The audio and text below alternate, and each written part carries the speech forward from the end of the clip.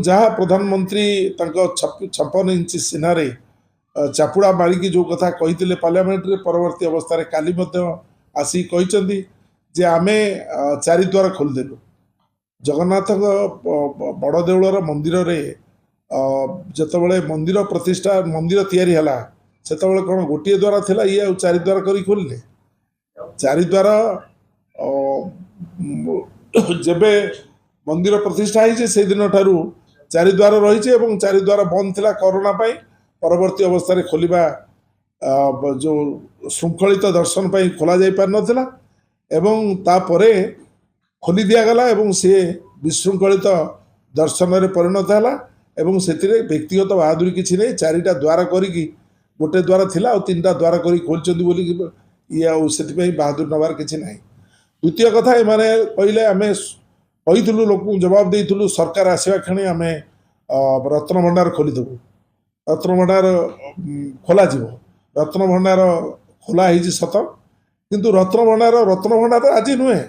जो दिन हाँ मंदिर प्रतिष्ठा है से दिन जगन्नाथ रत्न भंडार हो सब रत्न सही रही एवं से रत्न भंडार खोलिया जहाँ रत्न रही खोलिया जो विलंब से विलंब विभिन्न कारण होता एवं परवर्ती अवस्था एक रत्न भंडार खोलागला चाबी की भांगी खोलागला एवं खोलिला परे ताकू रिपेयर करके आउ गोटे जगह को शिफ्ट कराई से आलमीरा को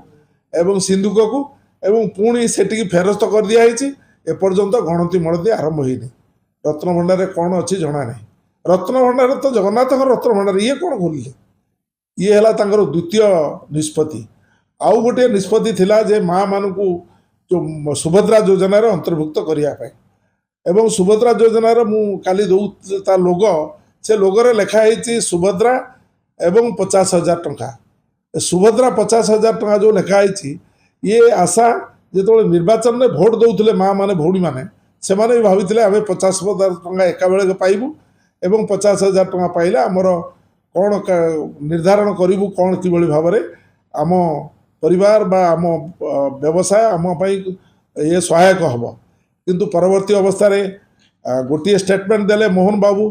माननीय मुख्यमंत्री गोटे स्टेटमेंट देले प्रभाती परिड़ा माननीय उपमुख्यमंत्री एवं उभय स्टेटमेंट रे रहिला परिवार जड़े पाइबे पुणी प्रभाती परिड़ा कहले परिवार समस्त सदस्य पाइबे एवं शेष निष्पत्ति है जे 5टी शेष निष्पत्ति है जे गोटे परिवार जेते सदस्य थे से पाइबे कि बयस जो कही 18 वर्ष रु 59 वर्ष हम है नहीं से बर्तमान 21 वर्ष रु 59 वर्ष भितर रखिले संभव है नहीं कही भत्ता देवाई समस्त को 3,000 टंका भत्ता देवाई ता भी संभव है नहीं 3,500 टंका कौ मान कले जे 80% विकलांग सी नहांती एवं कौ मान कले ना जो मानकर बयस 80 वर्ष हो से भी कहते आमर बयस 80 वर्ष बेलू आम बची नु तेणु एक प्रोफेशन में परिणत है एमएसपी कथा जो कही सेटा को केंद्र सरकार तो कले नहीं मात्र 800 टंका बढ़ेले एवं राज्य सरकार जो टंका दवापाई कहते एमएसपी रे करी 3,000 3100 टंका दवापाई से 3100 टंका दबार व्यवस्था वर्तमान सुधा आरंभ होनी धान बिक्री है सी जना पड़ एवं ये सक्षम हे से क्षेत्र में कारण राज्य सरकार पाखे से पुंजी ना एक भरणा करने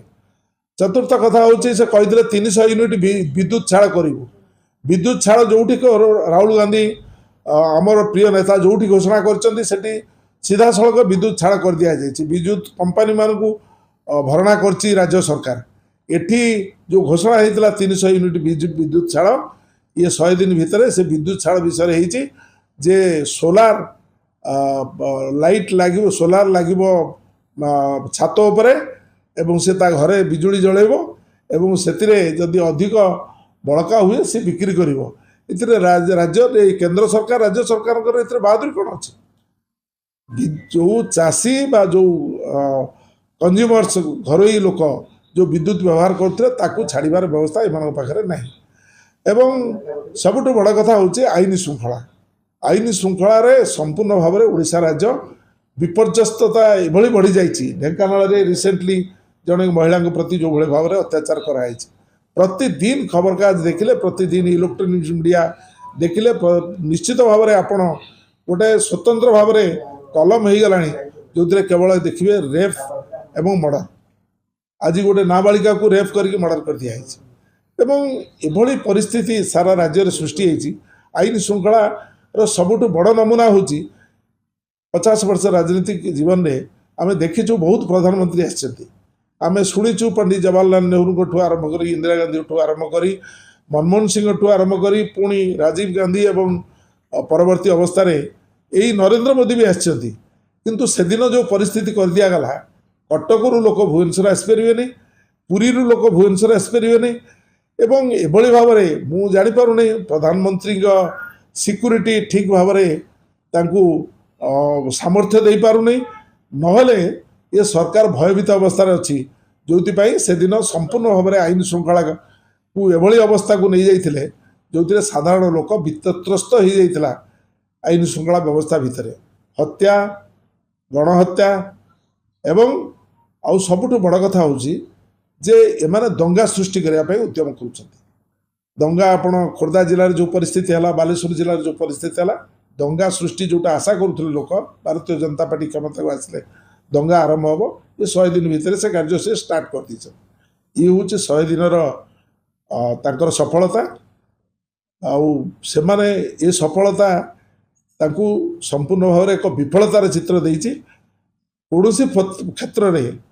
कौन गोटे कथा सी सफल होती 100 दिन भितर एक कथा से कहींपारे ना गोटे बैठक बीजेपी जो कि 50,000 शिक्षक को सदस्य करने निष्पत्ति दलीय कार्यालय बैठक कौन कहे जो नुआ रणनीति भारतवर्षर संविधान भारतवर्षर निर्वाचन आयोग ये संपर्क में जो मानकर भ्रूक्षेप नथिबो संविधान को जी सम्मान दौ नथिबे एवं भारतवर्षर निर्वाचन आयोग सहित आयोगर कौन निर्दिष्ट निष्पत्ति रही ताकू जे दृष्टि न रखिए से माने भारतीय जनता पार्टी एक कथा कहवाई निष्पत्ति नहीं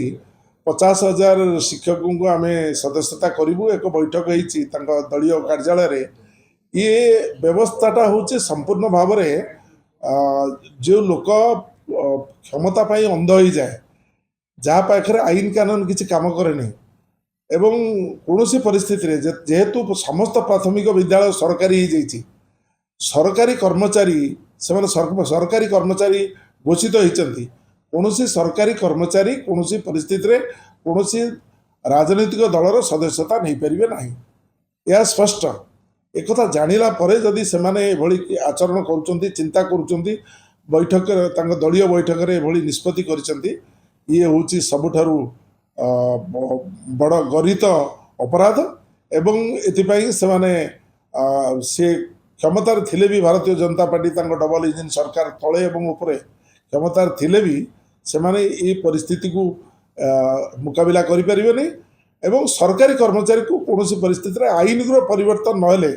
से माने केबे कौन परिस्थिति ओडिशा राज्य कौन परिस्थिति सदस्यता भारतीय जनता पार्टी सदस्यता दे पारे प्रेस लिखिं विकसित ओडिशा तथा विकसित भारत रथर सारथी में शिक्षक मैंने अग्रणी भूमिका दलीय प्रेस रिलीज भी नहीं शिक्षक मान तो समस्ते सब क्षेत्र में अग्रणी भूमिका दौरान विजु जनता दल भी अग्रणी भूमिका देकी सब जेते नूतन ओडिशा आम ओडिशा नूतन ओडिशा करछि नवीन ओडिशा नूतन ओडिशा ठीक से भाव में ये से फर्मूला तो टोटाल गोटे फर्मूला चलती 9 वर्षर गोटे परिवार एवं अलग अलग है अघोषित गोटे परिवार रही तेणु ये से कथा कहते शिक्षक मैंने एम सदस्यता ग्रहण कर कौ बाटे करेंगे मुझे तार किसी रास्ता पाऊनी मो राजनीतिक अभिज्ञतार मुझे जहाँ जानी ए भारतीय जनता पार्टी सरकार भारतीय जनता पार्टी निंदित हम एवं अपदस्थ हम कारण यह संभव नुहे ओडिशा राज्यर संपूर्ण भाव में निर्वाचन आयोग जदि अनुमति देदेवे सब शिक्षक सभ्य संग्रह व्यवस्था रहतु एवं सभ्य हूँ बोली से कौन हम कथा वर्तमान परिस्थिति से भली व्यवस्था नहीं भारतीय संविधान नहीं कि विशेष भाव में भी नहीं କଂଗ୍ରେସ ବିରୋଧ କରିବ କ'ଣ? ଆମେ ତ ଆମ ସମ୍ବିଧାନ ଆମେ ତ ହାତର ସମ୍ବିଧାନ, ଆମ ନେତା ତ ସମ୍ବିଧାନ 24 ଘଣ୍ଟା ହାତରେ ଧରିଛନ୍ତି। ସମ୍ବିଧାନକୁ ନେଇକି ଆମେ କାମ କରୁଛୁ, ଆମେ ଆଉ ବିରୋଧ କରୁଛୁ ଆଉ କରିବୁ କ'ଣ?